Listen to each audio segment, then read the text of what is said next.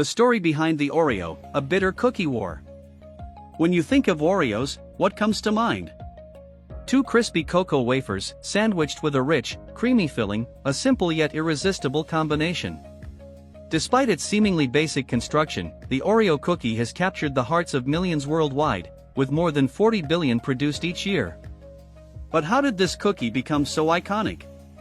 The journey of the Oreo isn't just about cookies, it's a story of competition, clever marketing, and a bitter family rivalry. Let's dive into the fascinating history of this beloved cookie and uncover the dark secrets of its creation. Oreo, introduced over a century ago, remains a global favorite and the best-selling cookie brand in the United States. It's available in over 100 countries, constantly innovating with new flavors and limited edition runs. From traditional vanilla and chocolate to unique varieties like carrot cake, peanut butter, and even wasabi, Oreos have evolved to cater to all tastes. In fact, some of these limited edition flavors are so rare that collectors have paid hundreds, even thousands, for a single pack. But despite its popularity and impressive flavor range, Oreo's success was far from guaranteed. Interestingly, Oreo was not always the top cookie on the market. Long before it became a household name, it had a rival that came first, Hydrox. But how did Oreo rise to the top, and what was Hydrox's role in this epic cookie war? To understand that, we need to take a step back and look at the origins of both cookies, beginning with a bakery in Kansas City, Missouri, back in the late 1800s. The roots of the rivalry, the Luce Brothers Bakery. In the 1800s, two brothers, Jacob and Joseph Luce, started a bakery in Kansas City. They built their business from the ground up, and soon Jacob realized that in order to expand, merging with other bakeries would be essential. Inspired by the monopolies of industries like oil and tobacco, he worked with a lawyer named Adolphus Green to create the American Biscuit and Manufacturing Company, which became the second largest bakery in the U.S. at the time. However, running such a large company wasn't easy, and after a grueling price war with other major bakeries, Jacob became ill and moved to Europe to recover. In his absence, Joseph took over. Joseph believed the solution to their problems was to merge with their competitors and form an even bigger company. Jacob, still recovering, disagreed, but Joseph pushed forward with the merger and created the National Biscuit Company, which would later become the giant we know today as Nabisco. But Jacob wasn't ready to give up. Once he recovered, he started his own bakery called the Luce Biscuit Company, which would later be known as Sunshine Biscuits.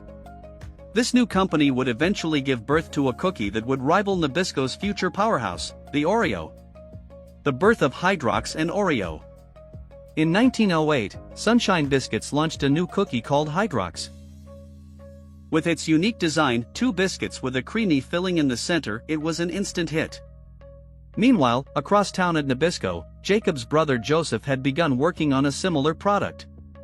In 1912, Nabisco released the Oreo cookie, which looked suspiciously like Hydrox but was priced lower and marketed as a more generic alternative. At first, Hydrox dominated the market. It was well known and loved by consumers. However, Nabisco wasn't done. They aggressively marketed Oreo as the better alternative, and over time, things started to shift. Nabisco's Oreo had one major advantage over Hydrox: marketing. They made a strategic move to make Oreo seem like the more premium product, even though they were selling it at a cheaper price. Eventually, Oreos took over the market, and Hydrox's position weakened. But what caused Hydrox to lose its lead? The answer lies in branding. Hydrox's name, which combined hydrogen and oxygen, the elements that make up water, was meant to convey purity. Unfortunately, the name sounded more like a cleaning product, and as companies started to launch chemical brands with similar names, the association became even stronger. The final nail in the coffin for Hydrox was the aggressive advertising campaign that constantly reminded consumers that it was the original cookie. The problem? People don't like being told what to do, especially when it comes to their snack choices. Nabisco's big break.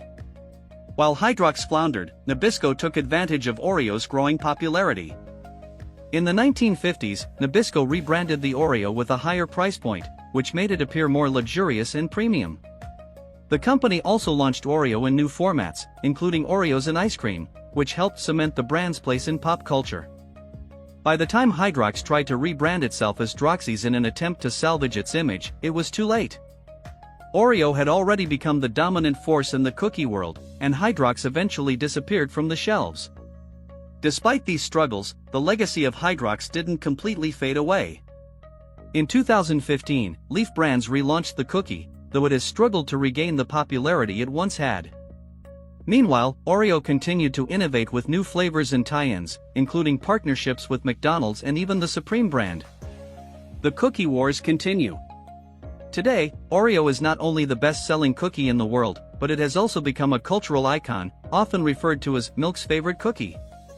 With regional varieties and even glitter-filled versions, it shows no sign of slowing down. On the other hand, Hydrox still holds a special place in the hearts of its loyal fans, despite being overshadowed by its more famous rival. In recent years, Hydrox's parent company, Leaf Brands, has taken shots at Oreo, promoting its product as the original cookie and touting its use of real cane sugar, as opposed to the high-fructose corn syrup used in Oreos. These tactics have been part of an ongoing battle for cookie supremacy, with both brands continuing to fight for market share. In fact, in 2018, Leaf Brands filed a lawsuit against Nabisco's parent company, Mondelez International, accusing them of using their industry power to push Hydrox to the back of store shelves. This fight between the two cookie giants has become a battle of David versus Goliath, with Hydrox continuing to throw shade at Oreo. Conclusion. So, what can we learn from the rise and fall of Hydrox and Oreo's intense rivalry? It all comes down to branding and marketing. Despite being the original cookie, Hydrox's unfortunate name and missteps in advertising led to its downfall, while Oreo's clever branding, premium pricing strategy, and creative marketing campaigns propelled it to the top. This story is a reminder that sometimes, even the best product can fail without the right strategy behind it. As the cookie wars continue, it's clear that the Oreo has won the battle for now. Whether it deserves its top spot can still be debated, but its ability to adapt and dominate the market is a testament to the power of branding. For now, Oreo remains the go-to cookie, and the competition continues one cookie at a time.